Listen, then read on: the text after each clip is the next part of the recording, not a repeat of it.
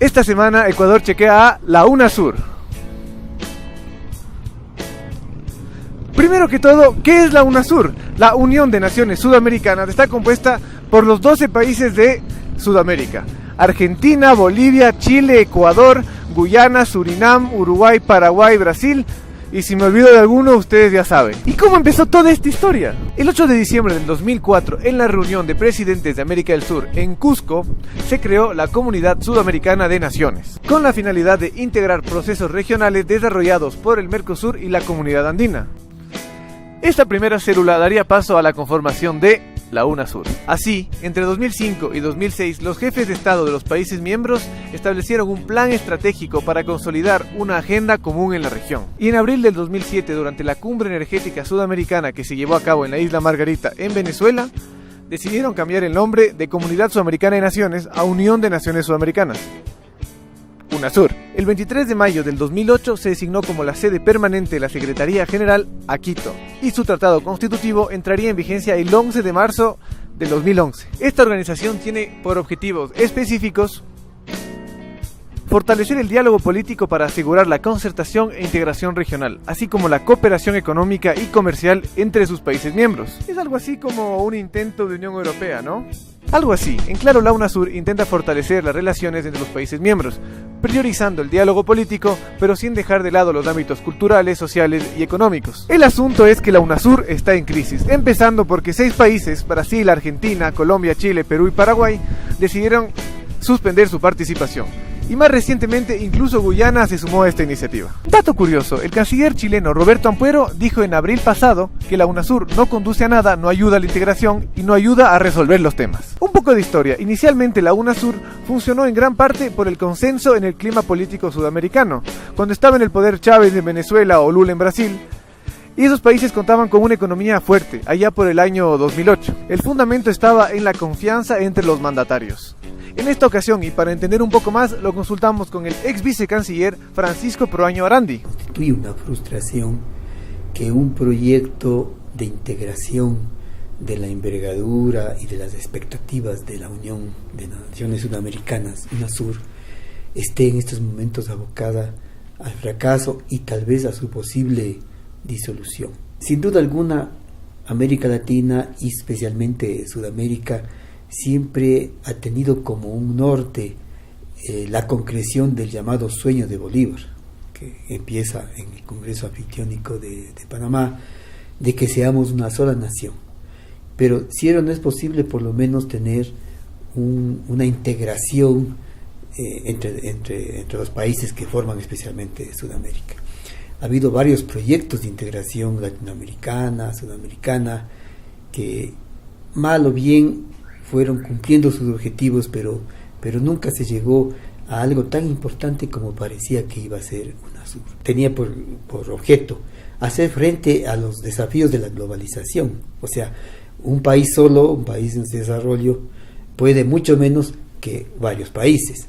También una interlocución más efectiva con la gran potencia del norte que está en nuestro continente, que son los Estados Unidos. A pesar de que en un principio la UNASUR dio algunas muestras de posibilidad. Por ejemplo, intervino muy eficazmente en Bolivia cuando había un proceso de secesión en Bolivia. La UNASUR intervino y fue exitosa su intervención. También en el caso, creo yo, entre Venezuela y Colombia, y entre Colombia y Ecuador, cuando fue el ataque de Angostura, etc. Hay causas muy profundas para que estemos contemplando esta crisis actual. En primer lugar, creo que el sueño de Bolívar de integración fue equivocadamente mal interpretado, me parece a mí, por un proyecto de hegemónico, especialmente por parte de Hugo Chávez, que fue uno de los impulsores de UNASUR. Chávez y Lula fueron, digamos, pero que vio en UNASUR un esquema favorable a los intereses hegemónicos en ese momento de Venezuela, de carácter fundamentalmente ideológico. Es decir, él quiso que UNASUR sea un instrumento a los servicios de la llamada revolución bolivariana.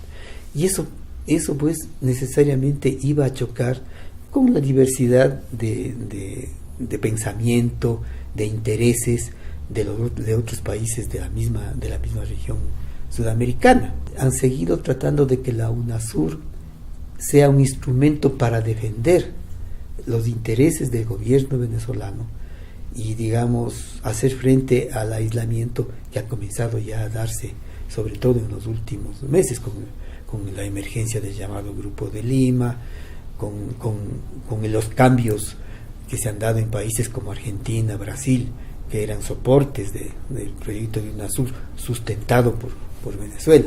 A los 6 países que en abril dijeron que suspendían, digamos, su participación activa en UNASUR, se ha unido Guyana, de manera que ya son 7 países, y además Ecuador en los últimos días acaba pues de dar muestras de un cierto alejamiento, ¿no? O sea, como que el presidente Moreno está viendo que hay una crisis que no sabemos si va a ser superada o más bien se va a ahondar más, y es muy significativo que haya pedido que la sede de UNASUR, que está en Ecuador, el edificio que está en la mitad del mundo, sea devuelto al Estado, lo cual pues es prácticamente una llamada de atención de que aquí digamos, muestra de un escepticismo del Ecuador frente a UNASUR. Es muy difícil pensar que UNASUR reviva como es, mientras lo que yo creo es que hay que repensar en este momento a los países como una lección de lo que ha sucedido, para concebir un mecanismo de integración tan importante y creo que necesario para el desarrollo de nuestros pueblos, un desarrollo equitativo, integrado, recorrigiendo las asimetrías que existen, digamos, haciendo dejación de intereses hegemónicos, de imposiciones ideológicas, para realmente avanzar en lo sustancial. Algo que complica un poco más esta crisis es que la organización se encuentra sin secretario general. Esto desde el 31 de enero de 2017, cuando el colombiano Ernesto Samper acabó su mandato. Desde entonces las relaciones entre los países sudamericanos se han visto fragilizadas, por ejemplo, por la reticencia de Venezuela en aceptar la candidatura de José Octavio Bordón presentada por Argentina para la Secretaría General. Dato curioso, cuando se creó la UNASUR se invitó al expresidente ecuatoriano Rodrigo Borja a ser el primer secretario general, pero este declinó, pues sentía que no tendría la autonomía para tomar decisiones. Y esta crisis también pasa por lo económico. Cada país miembro tiene que desembolsar alrededor de $800,000 para mantenerse dentro de la organización. Y en el contexto actual, muchos gobiernos no pueden darse el lujo de gastar casi $1 millón para mantener una organización que está bloqueada. Esto no necesariamente marca el final de la UNASUR, pues sí parece que la mayoría de estados intentan encontrar una solución o un consenso para nombrar un secretario general y poder relanzar las actividades de la organización. Este fue el Ecuador Chequea Internacional de la semana. Muchas gracias por habernos seguido en estos temas de interés de todos. Recuerden no comer cuento de nadie y, como dice Calle 13, en una canasta con frijoles, soy Maradona contra Inglaterra, anotándote 2 goles, soy lo que sostiene mi bandera, la espina dorsal del planeta en mi cordillera.